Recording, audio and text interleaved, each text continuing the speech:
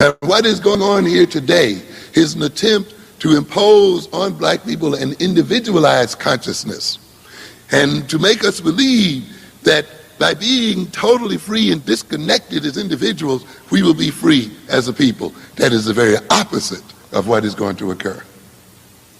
The more we push for our own unique individual freedom, the more we will come under the domination and oppression of others as a group. There is no ultimate individual freedom, ladies and gentlemen, as black people, if there is not group freedom. The powerless individual is not seen as an individual anyway. That is why we talk about what? Stereotyping. That is why the slave master, our masters calls us what? Field hands. Not individuals, workers, laborers, because there's what? A category of people there. We only bother to individualize those who are powerful. Individual freedom is made possible by group freedom and by group power. It is the power of the group that provides room for individual expression. Powerless groups do not have individual expression and are not perceived as individual. If you want to get the maximum of individual expression and freedom, you must maximize your group power and strength in the world. The individual is a social creation. That's why individuals in different societies differ from other individuals in other societies, because they individually represent their social group. The individual helps to maintain the social situation and helps to maintain the social situation. If you are so individual, why then does social disintegration, the disintegration of a social system, leads so often to individual disintegration? People beginning to lose their minds, beginning to lose their sense of self, their sense of direction and purpose and meaning when the society itself becomes unraveled. People committing suicide during depressions and other things when jobs are lost. All of those self-made people and self-determining people all of a sudden coming loose when the social system itself begins to fall apart. Now, ladies and gentlemen, it is that social structure that builds the infrastructure of the individual.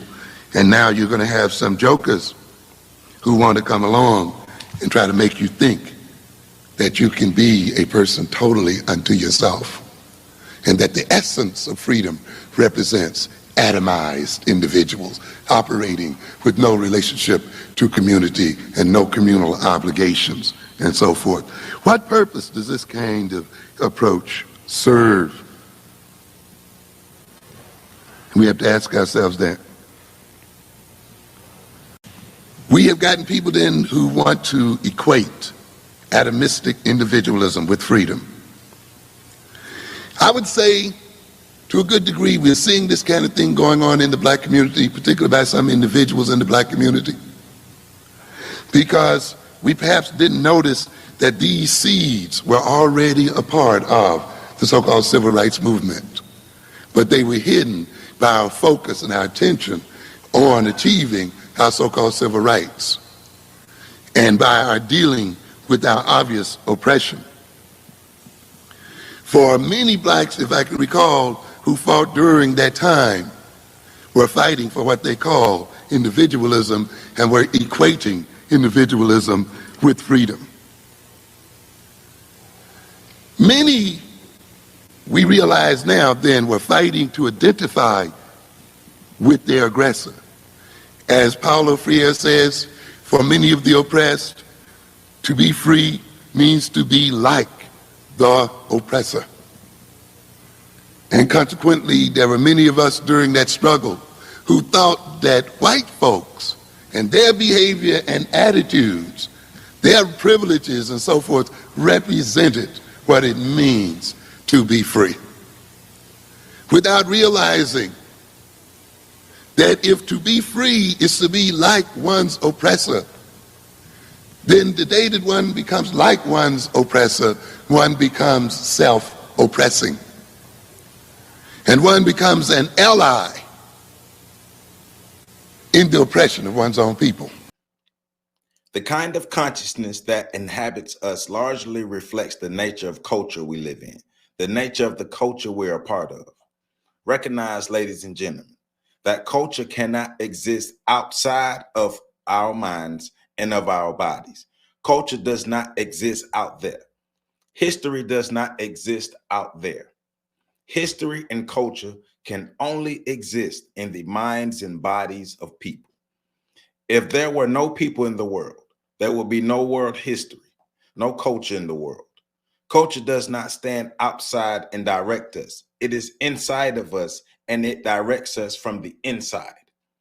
Culture is instilled in our bodies and in our minds. We have to keep that in mind because sometimes we tend to see it as something separate from ourselves. Culture indwells in us and it inhabits our bodies. Our history dwells in us and it inhabits our bodies. We reflect our history and we reproduce our history when that history becomes a part of us and is one with us. We tend to see culture in terms of music, in terms of the kind of dance we have, in terms of the songs we sing. That is a part of the culture. Culture is deeper than that. However, culture is a way of thinking. Ultimately, culture is a conspiracy. It is a means by which a group of people organizes the way they think, organizes the way they believe, organizes the way they see the world, as so to create a consciousness by which they can cooperate in achieving certain ends such that they can mutually aid each other and gain ends they cannot gain as separate individuals. Thus, culture is an instrument of power. Happy Monday, happy Monday, happy Monday. Welcome back to On the Shoulders of Giants. I am Joseph Ward, and this is our final video in the reading and reviewing of African-Centered Consciousness versus the New World Order, Garveyism in the Age of Globalism by Dr. Amos N. Wilson. And I picked up on page 111 under Culture, Consciousness, and Possession, the bottom paragraph. And that's where my reading started. So getting into culture and consciousness, but culture and consciousness as it relates to power. Culture and consciousness is a part of what gives a group of people their power. So are we a powerless group of people, or are we a unorganized group of people?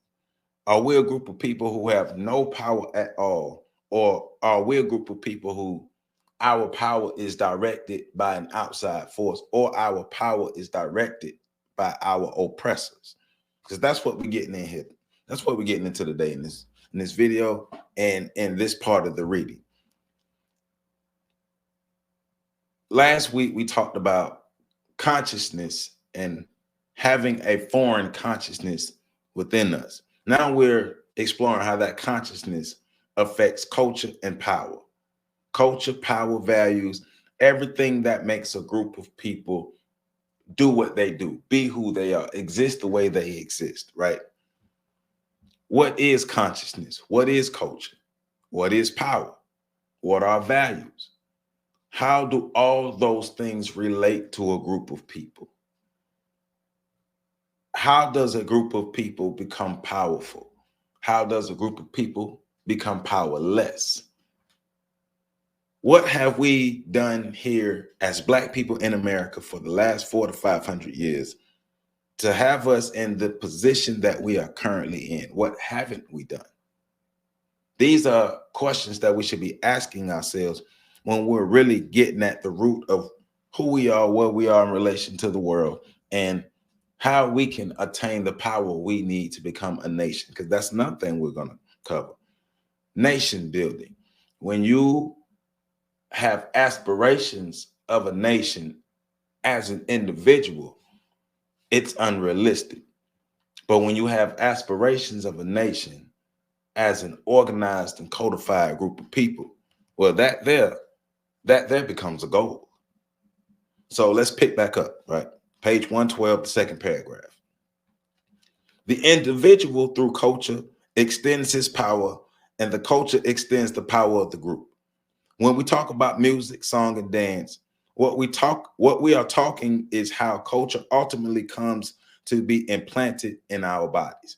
How is culture given to a group of people, and how is that culture passed down from generation to generation? We tend to look at song, dance, and music as entertainment. Now listen up. This is our serious mistake. We have a lot of our youth out there looking at music as mere entertainment. When we say that we are being enculturated, it means that a spirit is being implanted in us by the culture. It means our group is instilling in our bodies and in our minds a possessing spirit such that when our culture calls our names, we respond to it. When our culture is in need of defense, we support. We then defend it and support it because we are one with it. In other words, why does the black man respond to the white man?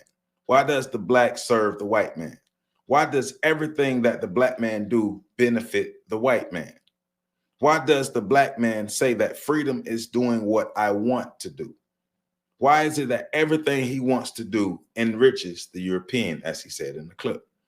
Why is it that as our youth proclaim that they are free, that they are doing what they want to do, and they are expressing themselves, that it involves buying a $100 pair of sneakers from white folks? Why? Because the spirit that is implanted in the human mind and human psyche is there to respond to its creator and to its master. I'm gonna read that again. Because the spirit that is implanted in the human mind and the human psyche is there only to respond to the creator and to its master. Therefore, when you let another people generate a spirit in you, when you let another people generate a certain spirit in you, when you let another people generate certain values in you, when you let another people generate a certain reality in you, when you let another people let you see yourself and you see your own people in a particular sort of way, they have implanted a spirit, and that spirit has been created by and for them and only responds to them. It only responds to them in terms of furthering their interests and working against the interests of the body it possesses. This is why there's that self-destructive spirit in us. The Negro mindset I'm always talking about. That's the spirit, that foreign spirit that has been implanted to us, that foreign consciousness that has been implanted into us to make us behave the specific way we behave, for the larger part, which is destructive, which is counterproductive to us building and attaining real power and real individuality. As he said in the clip, individual power comes from group power. So the individual itself can only express power that the group has. An individual itself is not powerful. Think about a colony of ants. Think about how powerful a colony of fire ants are versus a single fire ant. A single fire ant that let's say a praying mantis would represent white supremacy, and the single fire ant would represent the individual black person in America. That single fire ant going up against that praying mantis will get destroyed. But a colony of fire ants will decimate and dismember the praying mantis, working as a nation. But because a foreign mind, a foreign consciousness has been implanted into us, we work as individuals. And we work as individuals unknowingly or knowingly to enrich the people who have already been oppressing us, which is the problem. So we have to, like I said last week, we have to get a new program. Got to get a new program. It's like I told people. If I'm sitting down in front of a Xbox or a PlayStation, and I have a Madden football game disc that I put into that PlayStation or that Xbox, that's the game that I put in. That's the program that I put in. It's a football program that I put in. I cannot expect to play basketball. I cannot expect a basketball program to come up because a football program has been put into the gaming system. If I want to play basketball, I have to replace the football programming with the basketball programming. If we want real freedom, if we want to become a true nation, we have to replace the nigger programming that we have been giving and replace it with a programming of empowerment, of Black empowerment, or as Dr. Amos Wilson said, African-centered consciousness. The demon that possesses a body is not there for that body. It is there for the creator that placed it there. And if necessary to obey its creator, it destroy that body. It will destroy that body in which it inhabits. For the consciousness to prosper, for the overall programming to prosper, even the host that holds the consciousness will be destroyed, because that host, through the consciousness, have been programmed to destroy itself. Culture as self-engineering and entertainment vehicle. A culture creates its own possessing spirits and enculturates and inculcates those spirits into the bodies of its members, so that those members, in defending their own egos, in defending their own interests, in defending what they perceive as their own needs, and satisfying their own taste, and satisfying their own values, satisfy the needs of the culture, enrich the culture, empower the culture, defend the culture, and advance the interest of the culture. Everything that we must do must be for the advancement and the empowerment of Black people in America. How then does the culture implant its spirit into its members? It does so in a very strong and primordial way. It uses vehicles. One of the major vehicles it uses is music. That's why the music that we listen to is very, very, very important. Rhythm, song, dance. A culture involves people moving together in tandem, in rhythm. It involves them having the same temporal sense, the same kind of time clock, so that they can move in synchronicity, one with the other. And music is about synchrony. Poetry is about synchrony. Song is about synchrony. Music is about symbols, and ultimately it is through symbols that you invoke behavior from people. So when a culture creates symbols, those symbols are designed to invoke particular types of reactions, feelings, and moods in its members. A culture establishes the potency of those symbols through rituals, through song, through dance. You can program a people through pictures and sound, through rhythm, song, and repetition. You can program a certain people to think and behave in a certain way and to see the world through a particular lens, through song and dance. Look at how we look at each other nowadays through this hip hop music. Generations have been brought up through what is deemed as gangster rap and see themselves and their community and their environments and their surroundings as destructive and things that should be destroyed. I have no value for you because the program that I've been given says that you and I hold no value. One of the greatest ways to inculcate cultural values, a cultural spirit, is through entertainment. It's while the members are being entertained, while they are feeling good, that the song is carrying the cultural values into the mind and into the body. The lyrics that represent the cultural interest and the cultural values are being carried on the vehicle of the music, carried through the vehicle of poetry. The togetherness, the cooperativeness, the mutual movement together, and the synchrony of the cultures being entrained through the music and through the rhythm of the dance. Therefore, when you let another people take over your music, when you let another people take over your dance and attach their content to it, they will use their own music, their own dance. They will use your own music, your own dance, your rap lyrics, your poetry, and your cultural symbols to carry their message into your bodies and into your minds, such that you can only respond to their beck and call and to their wishes. As a consequence, they get you to buy those sneakers and buy other items by associating them with your music, with your poetry, with your rhythms, with your cultural symbols. Hey, if you want to get the people to buy a particular brand, a particular product, get the most popular entertainer, rapper, or person out there to wear that thing, and prices will go up. Today's price is not yesterday's price. Black people cling to celebrities. Black people are brand loyal. Black people want luxury. Black people want the American dream. Black people ultimately want power. But our pursuit for power is flawed. Our pursuit for power continuously empowers our oppressors. Our pursuit for power continuously takes away the power that we could be giving ourselves. Once again, I ask, are we powerless, or are we an unorganized, conditioned group of people who've been led to believe that we are powerless? Because as we read further, we're going to explore more of how we have more power than we think we do, right?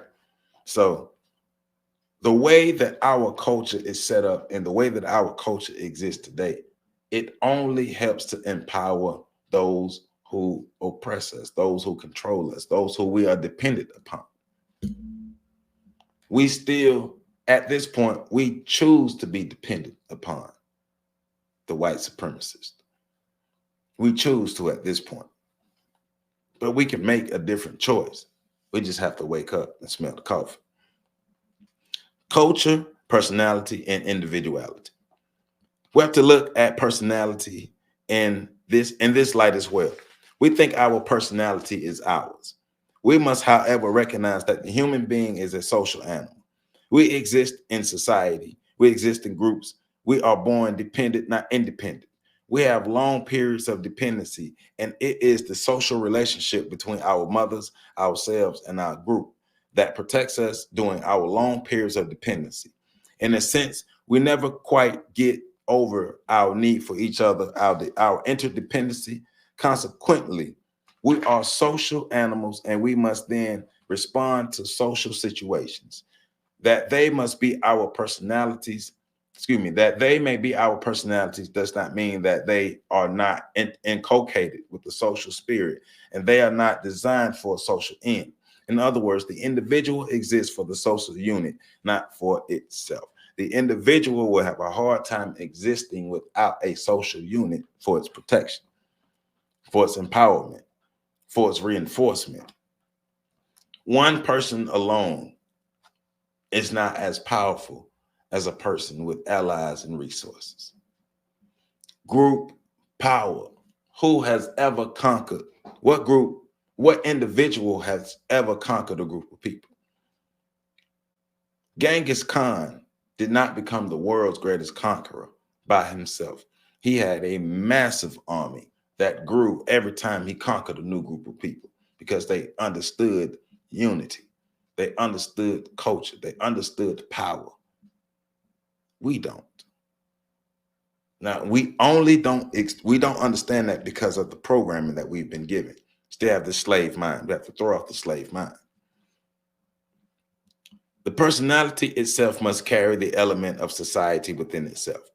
Most importantly, the thing we must know is that personality, consciousness, and culture are cultural creations. Personality, consciousness, and culture are cultural creations. The type of culture people exhibit, the type of consciousness we exhibit, the type of personality we exhibit reflects the type of history and experience we have undergone as a people. When we let another people be the determinants of our history and experience, they then become the determinants of our consciousness, our personality, and culture. Ultimately, we must recognize that we use consciousness to deal with the world. Culture is an adaptive tool. It is an instrument by which we deal with reality, by which we adapt to reality, by which we adapt reality to ourselves. The kind of consciousness we have will determine how we deal with reality. Consciousness, then, in the fact that it determines how we are going to deal with reality, how we change reality, is a power. Consciousness is a power. Categorically, power is about enabling something to take place, the ability to do something, the ability to change something, the ability to adapt, the ability to defend oneself, the ability to change oneself in order to solve a problem. And therefore, consciousness must be measured in terms of the degree to which it maintains our survival, advances our interests, puts us at the center of our concerns, and at the center of our purpose. That is what culture connotes. So, culture, consciousness, all these things is power, unity. It all comes back to power, consciousness, power. Values, all these things go back to group power, to group unity, to nationalism. Building a nation within a nation, being able to take care of oneself, being able to defend oneself. Right now, we can't do that. Being able to produce and provide for oneself. Right now, we cannot do that. That is our mission, to get to the point where we are self-sufficient, producing and providing for ourselves. Because we can do it. We have the means to do it. We just don't have the consciousness to do it. That's the problem. Culture is not static. Culture is not stuck in one place.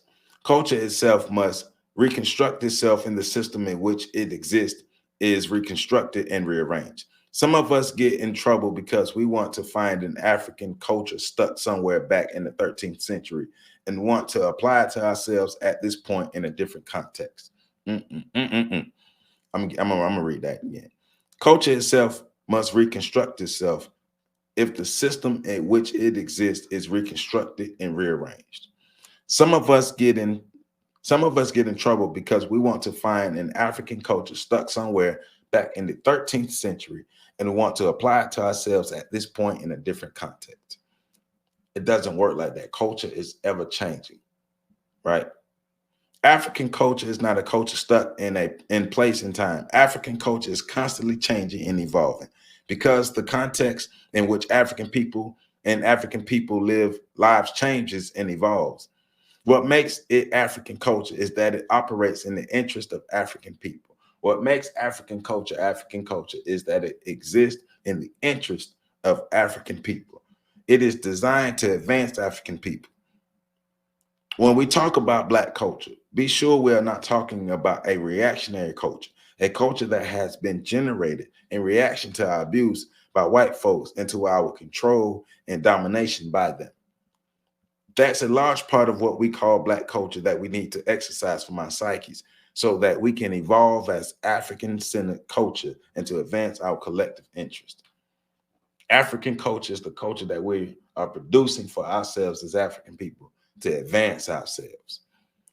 He's saying we don't have to go back and find some West African culture to try to apply it to ourselves today here in America, because two different cultures, two different consciousness. Values as directional factors of consciousness. Another very important aspect of consciousness is what we call values. Those things that we prefer, those things that we see as right, those things that we think we should need, those things, the pursuit of which determines our behavior and organize our minds. Values are what I call the directional factors of consciousness. What we are thinking about here, what are we talking about here? When you value something and that value is implanted into your brain, the brain calls forth all of its resources, all of its contents, the knowledge that it has available to it, the behavioral skills, the cognitive skills, the thinking skills, and such things that it has available to it, organizes those things and relate them to one another in such a way that the value can be achieved. Once we have values, we are guided by values, and those values guide skills, content, and so forth. We are empowered to realize those values. Therefore, values are a type of power. Where am I going with this? I'm going with this to underscore that if values are a type of power, if values are the things that guide our behavior, if culture is a type of power and consciousness is a type of power and personality is a type of power, if we let another people determine our nature of our consciousness, our personality, our values, then they gain power over us. If consciousness, culture, and personality and values are instruments of power, then they use our consciousness, our values, our culture as their instruments of power. How does this work in reality? They take our cultural products, our music, our songs, and use them as the instruments of power to benefit from them. When you can implant culture, when you can implant consciousness, when you can implant values into a group of people, you can control that group of people, and you can keep that group of people at a state of powerlessness for as long as you please, or as long as that group of people, for as long as until that group of people decides to change their programming and truly become powerful. So that is on us. Once again, we were not given this mess, but it's up to us to clean it up. What is African-centered consciousness? An African-centered consciousness is one that is based on African-centered content, African-centered knowledge, African-centered values, African-centered consciousness. To the degree that our consciousness is based on African-centered values and so forth, we are empowered as African people. To the degree that those values and consciousness are determined by other people, we become their instruments of power, and they use us against ourselves, which what is happening now? That's happening right now. We're being used against us to fight us against us. Consequently, if we are able to be empowered and our power is to work in our interest, then our consciousness must be an African consciousness. Our values must be African values. Our personality must be African-based personality. If not, we may suffer first ethnocide, then genocide. What we are saying here is that our culture will not be functional in a way that protects our interest. We must then, as a people, develop a new African consciousness, an African-centered consciousness, and that means we develop it based on an African history, African culture, and African values. Most of all, we must develop an African sense of nationhood. And remember, for those of us in America, that must be developed off of our experiences here in America. Black people in America, we have to have our own nation, our own values, our own consciousness. And it can be in relation and connected to the continent or other African people. But if we don't have a stronghold here in America, then we can't help anybody else. If we don't build a nation for us, if we don't become a autonomous group of people here in America, how can we help anybody else? We can't. Black people in America must develop for Black people in America.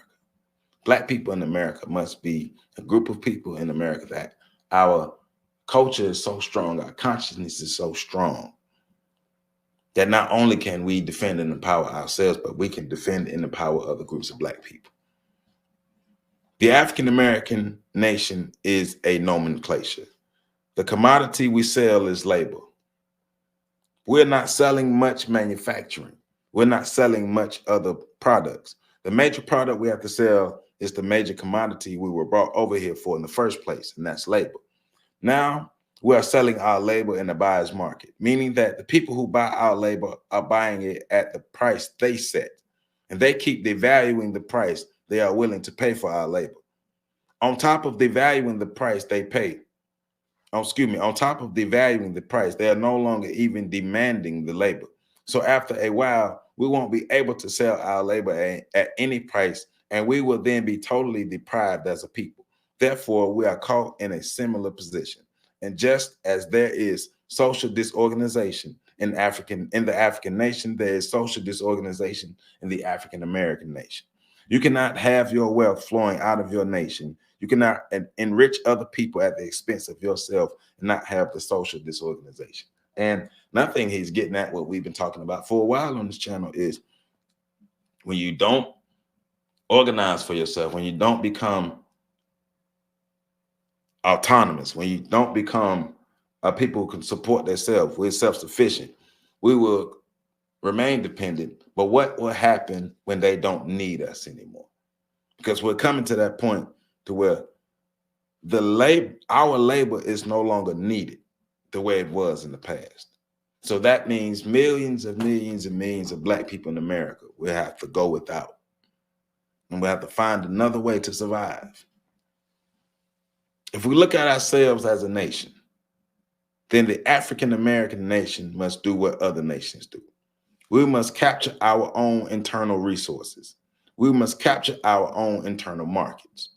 We must trade within ourselves as a people and as a group and generate wealth within our own nation as a means of counterbalancing our dependence on Europeans and upon the white nation itself.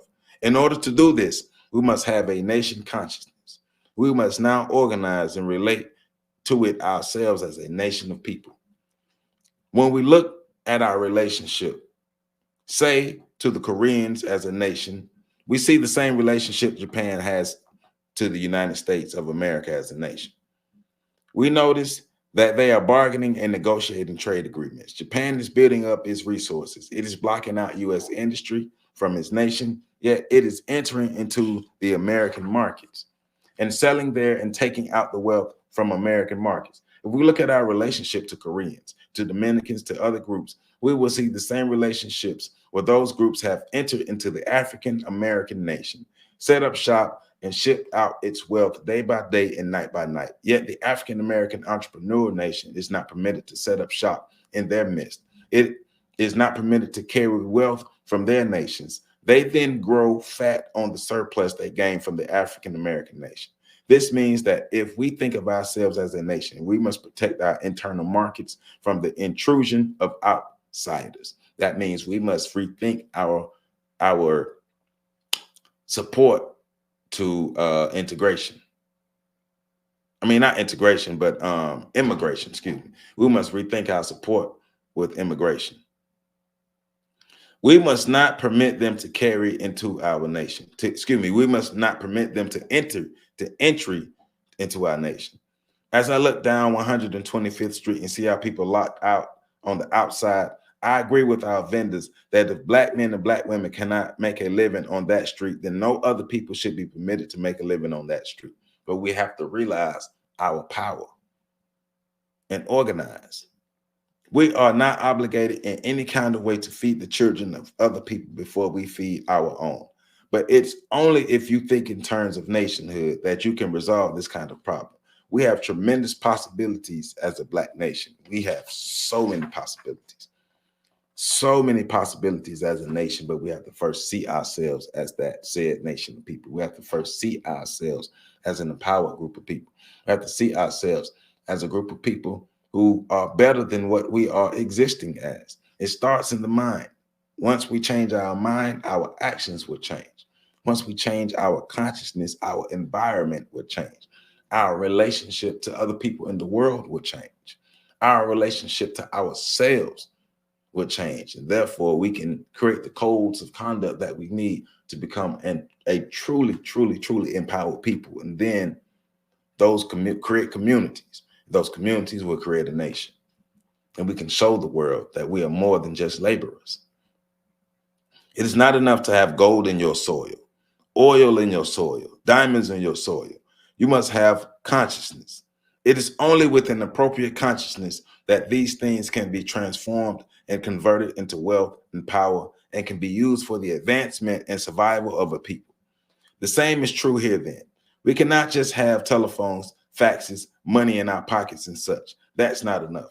We must have consciousness that transforms those phones and those faxes into a communication network that unites a people across cities, regions, continents, and it becomes a basis for a system of distribution, a basis for creating and uniting a market from which one earns wealth and feeds one's family and thus stabilizes one's social situation.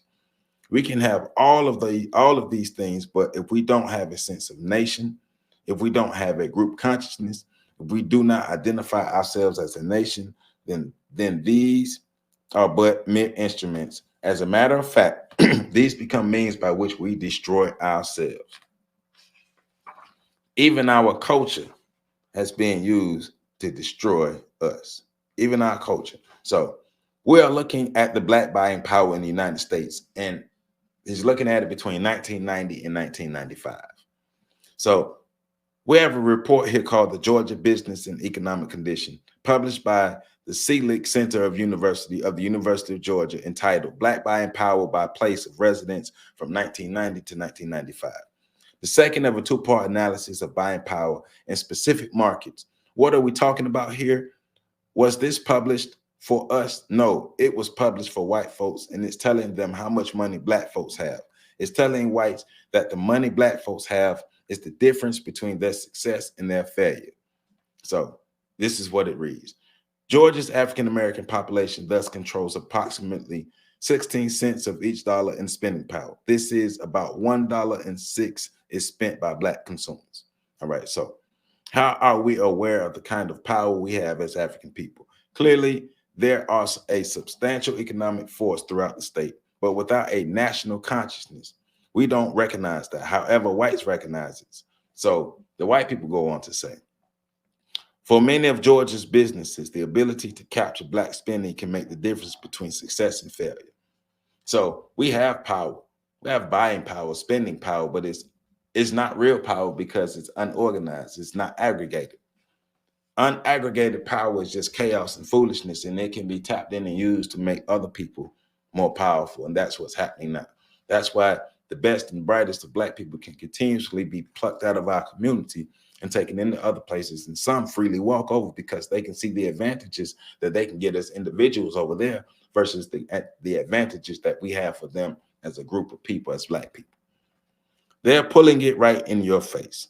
They're putting it right in your face. If black spending power can make the difference between success and failure of Georgia's businesses, then we are talking about white folks' businesses. That means that black folks have got power, because power is about the ability to succeed or to bring about failure.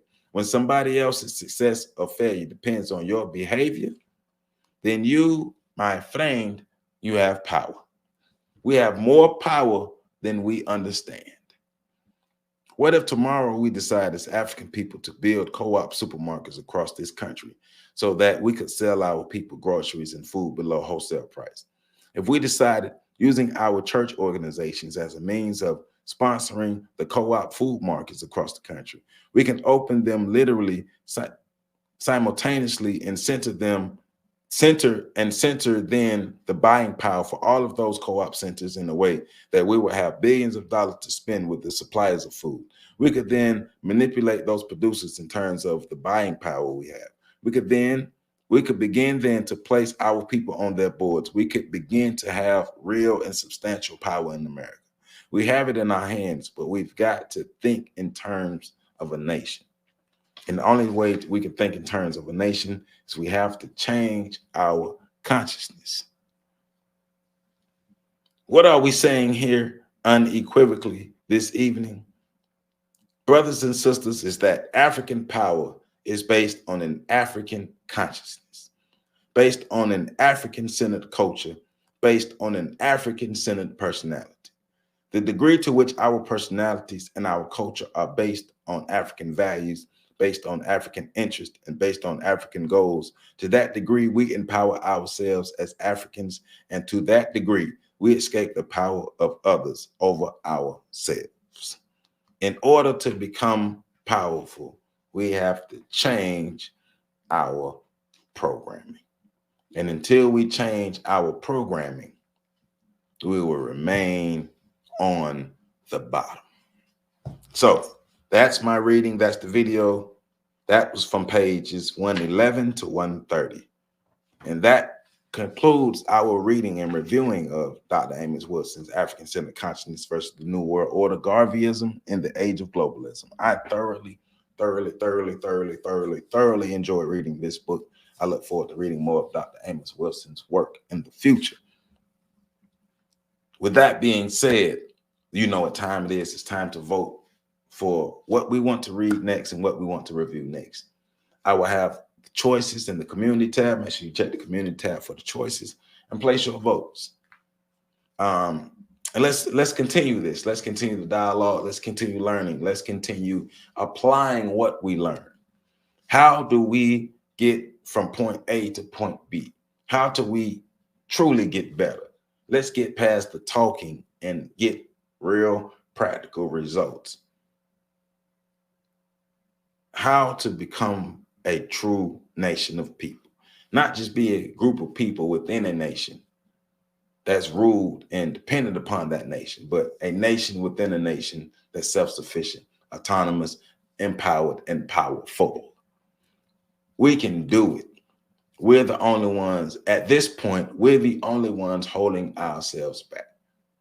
The nigga mindset worked, but it's time to conquer the inner nigga. We can do it. I love you all. Make sure y'all catch the next video.